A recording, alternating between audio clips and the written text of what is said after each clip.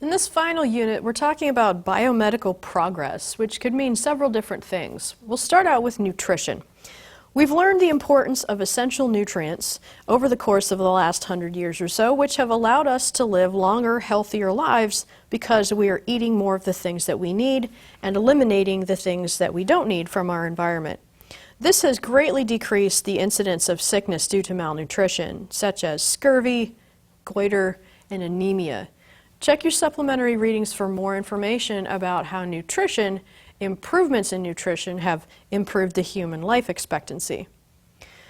We've also had a great deal of medical advances. The development of antibiotics in the 1920s greatly decreased the number of deaths from infection.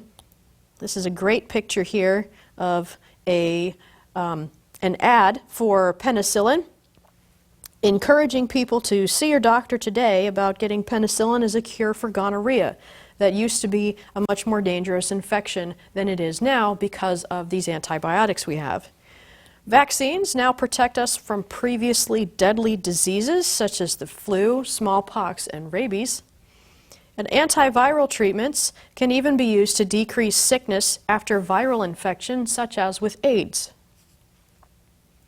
We also now have much better, more effective treatments for many different diseases. So we've improved our abilities to manage illnesses. We've been able to synthesize molecules that have allowed people to live longer and more comfortably, even with chronic illness, such as heart disease, osteoporosis, arthritis, cancer, and diabetes.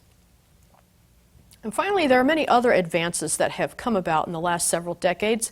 One of them, which is kind of a hotly contested topic, is genetically modified organisms. On the one hand, they have increased agricultural output. On the other hand, there have been some ethical and agricultural issues that have come about as a result of using GMOs in food. But now we can use bacteria to make human insulin, vaccines, and cancer treatments, and this is something we couldn't do even a couple of decades ago. And we're also investigating stem cells for organ transplantation. So this is the idea that we could grow an entire human organ in a lab and transplant that for someone who needs a new organ, rather than having to get one from a recently deceased person and risk that the organ is no good once it's gotten to the potential recipient. So many biomedical advances have allowed us to live longer, healthier lives, and so make sure you're checking your supplemental readings and doing the practice questions to understand the importance of these advances.